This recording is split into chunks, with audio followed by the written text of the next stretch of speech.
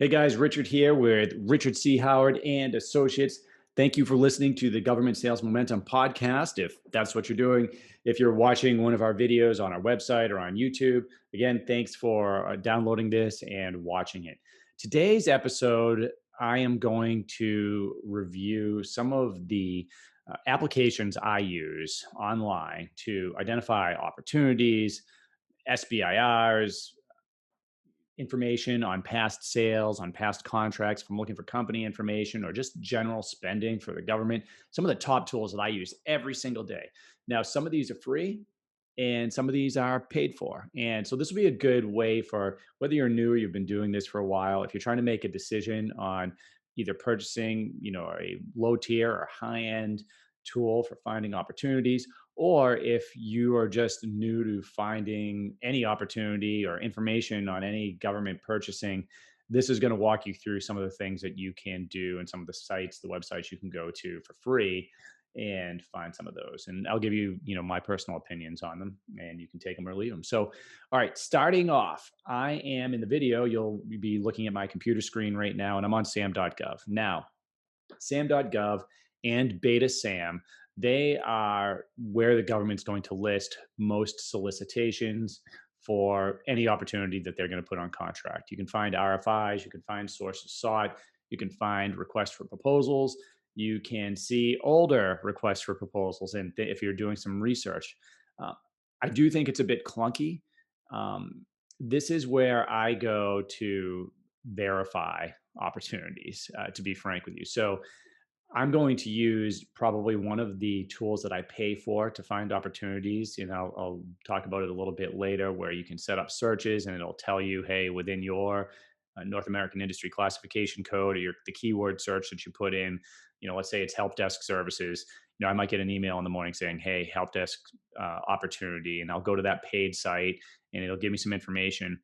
And if it's something I want to pursue, I'm always going to come back here to sam.gov and verify. I consider sam.gov the source doc for probably 90% of the solicitations that I'm looking at. So sam.gov, actually run by GSA, which everyone's not aware of. It has transitioned from an older platform, FedBizOps, which some of you may be familiar with if you've been selling to the government for a while.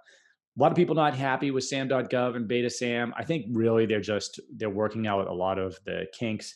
They have a lot of updates, or at least in my perspective, they've had a few updates here over the past couple of years. And it seems like every time they do that, it just makes it a little bit harder to use initially. So you can find a lot of information in here. You can find information on companies. You can find information on upcoming opportunities. You can see older solicitations.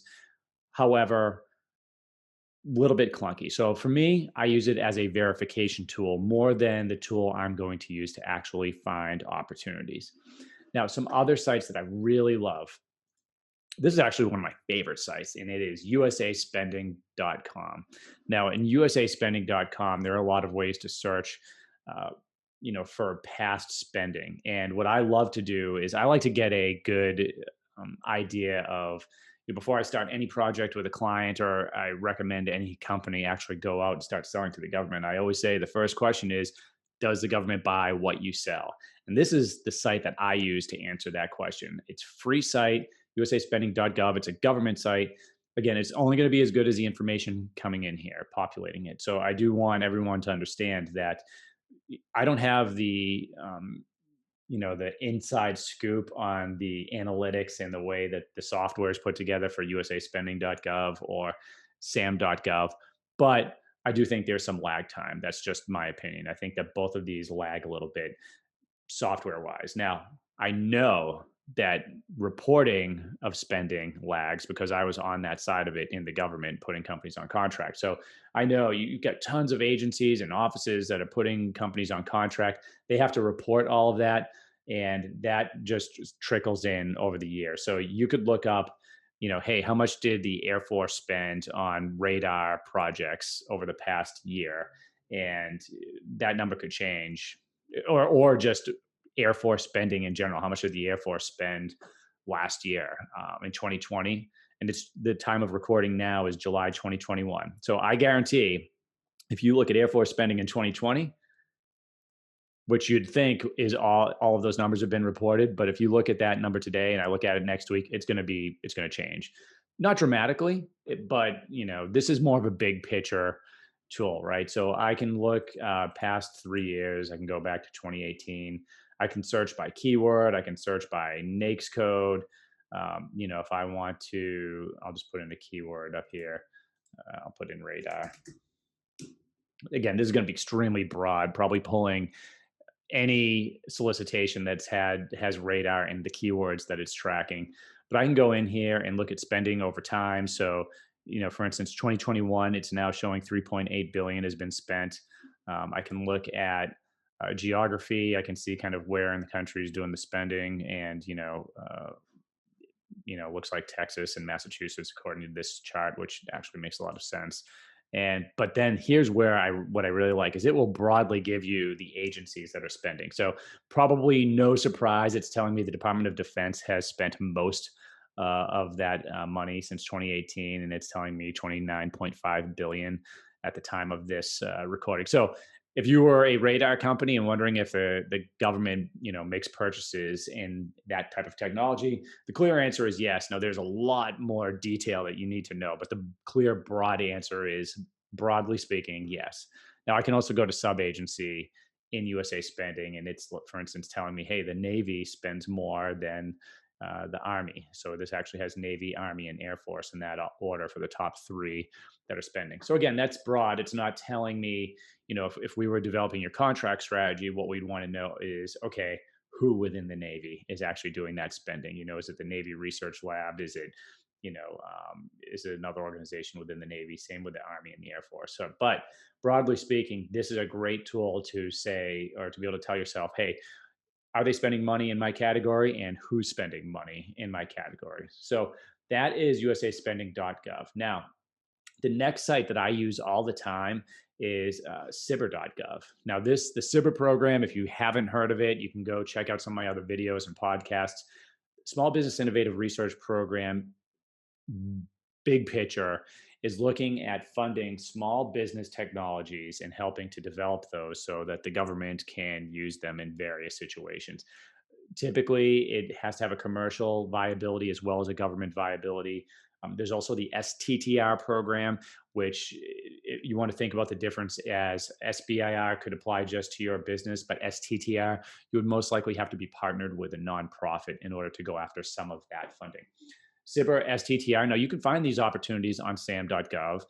Again, I think there's more information on this website. I think you can get a little bit more clarity. And so I would probably come here first if I was looking just for SIBRs. But again, I'm always going to go back to sam.gov and double check. Hey, did the solicitation come out there? Sometimes sam.gov will have something like an attachment that this doesn't. So there are a lot of different ways to search for opportunities. Another thing is, once I've ID'd something, let's stick with radars, right? Let's say I find a SIBR in here for radar technology development. I'll say it's a broad topic. I might look at sam.gov, and I also might go to, we saw the Navy in USA Spending does a lot of radar spending. Let's say that this was a Navy SIBR. I would also go to the Navy website, the sponsoring organization, to see if they had information. So there are a few different places you can go to. And just walking the dog on this, if you were looking for a Department of Defense SBIR or STTR, you might want to check out DSIP, the Defense SIBR Innovation Portal. Now, typically, if you're submitting a SIBR for anything in the DoD, you're going to have to submit it through DSIP. And that might not always be the case, but my experience has been that it does. And what's also nice about DSIP, it's not just where you submit, but they have a lot of information on here on upcoming SBIRs and STTRs. So I find that going to these different websites is they present the information in different ways. And depending on what you're looking for, looking at a couple of them may make it a little bit more clear in your mind. So I always recommend looking at more than one site. You can get lost in something like sam.gov, just banging your head against the wall. And then you go to DSIP and, hey, like right there, first thing on the website, it's telling me that I've got two topics that are open for an upcoming Army SBIR. So again, it flashes that, and it's very specific. That's what this site is for, right? So those defense SIBRs. So this is another great site. I highly recommend checking out and kind of working into your opportunity search if SIBRs and STTRs are for you. Now let's go and talk about some of the paid sites that I use. First one I use is Gov Tribe. Now, if you've done any Google searching for contract vehicles or upcoming opportunities, Gov Tribe probably has come up at some point. And they kind of reel you in because they give you some freebie information on the first search or two, and then they ask you to start paying.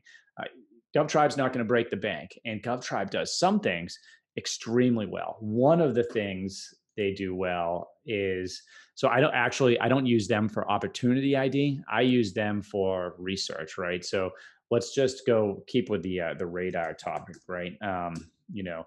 If you have, I just typed in radar in the search block here at the top of Gov Tribe, and it's going to come up with a lot of different things. It's going to come up everything from contract vehicles to awardees to federal grant opportunities. So you can search for opportunities in here, and it does have some different things to choose from. One of the things I like to do here is it's giving me the NAICS categories, the North American Industry Classification categories, right? So we looked broadly, if you remember, in USA Spending, and I could have typed a NAICS code in there as well. But let's say that I pick a NAICS code in Gov Tribe, and this one is 334511. This is Search, Detect, and Navigation Guidance for Nautical Systems and Instrument Manufacturing. Going through the top tab on Gov Tribe, I can see under this NAICS code by year. This is a little bit similar to the way USA Spending presents the money, but what is a little bit different is I can look at IDIQs. Okay, what types of IDIQs has this funding under that NAICS code came out on? Are any of them, ones I should be looking into? How about GSA schedules? This is, if it's telling me how much money in a NAICS code is coming out on GSA schedules, that can help me as a business owner make the decision on whether or not I even need a GSA contract. In this case, it's not a huge percentage of the total money spent coming out on GSA. This requires a little bit more research, but that's starting to make me think that I might not need a schedule in order to start selling under this NAICS code. And then it'll give me GWACs and BPAs if there's any listed here. Again, a lot more research needs to be done if you want to dig into that type of thing. But broadly speaking, it can tell me, hey, is GSA used? Are there any other schedules used? Are there any big IDIQs that are being used? How is the money being spent, right? And then I can come down and I can divide this out even further. I can split it by major agencies. So this is telling me that the Navy has done a lot of spending over the past 3 years. In fact, the majority of it. But I can also look at let's just go into the Navy here. I'm going to click on that. What's nice here now, it's breaking out the major companies that are actually where this money is being awarded, and I can also look at hey, how is it competed? And so here it's telling me a lot of this 53% not competed, 39% full and open competition. And then, it'll go down into subcategories, not competed under SAP or competed under SAP, which is simplified acquisitions procedures. What about set asides? If you're a small business, this might be something you're really interested in. For this particular category, not a lot of set asides used. So, in fact, you got to go down about, it says 0% for woman owned small business.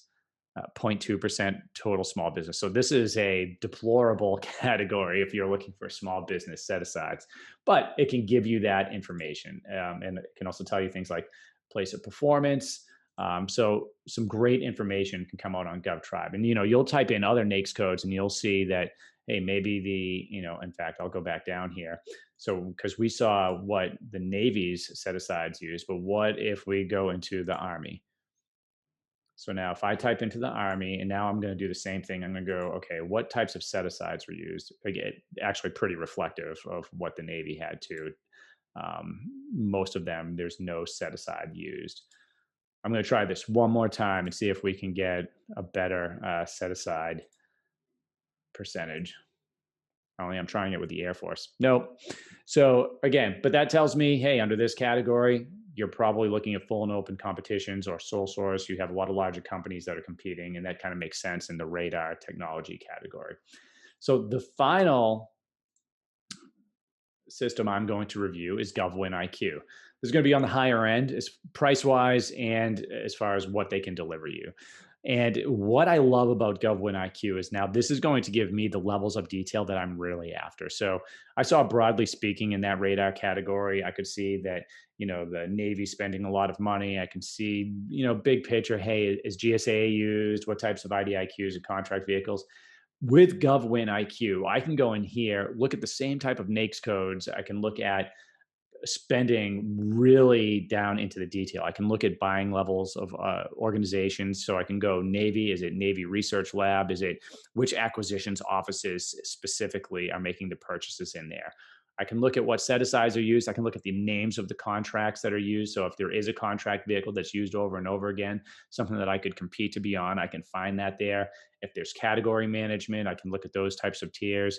I can look at, we can segment it to also different locations, right? So if I just want to know, hey, under that radar development in Massachusetts only, who's the big spenders there, right? So for that, it might be a totally different answer, right? Instead of the Navy, it might be the Air Force, and it might be Life Cycle Management Center, C3INN, Hanscom Air Force Base, HNJ. It can give me a very detailed account of where that work is coming out of. And hey, they use NASA SOUP for these 3 projects. Okay, well, that might mean that I want to look at the next onboarding opportunity for NASA SOUP. It gives you a lot more than that. You can set up basically notifications, so you get an email every day under searches that you've plugged in here. This is not the only system that does that. There are plenty of systems that are more affordable. Your PTAC can recommend you some free ones, but I like GovWin because it gives me those layers of information that I'm not going to get in a free service. And in a lot of cases, the paid services aren't going to give you that either. So again, there are others out here. This is just what I use. So I use all of these, free to paid, and I have multiple paid ones that I'm using. But these are the top sites that I'm in all the time. Well, that's a lot of information. I hope that helps. Feel free to check out some of our videos at richardchoward.com. We have other podcasts also listed that kind of go over some of this. So thank you again for tuning in, and looking forward to speaking with you again.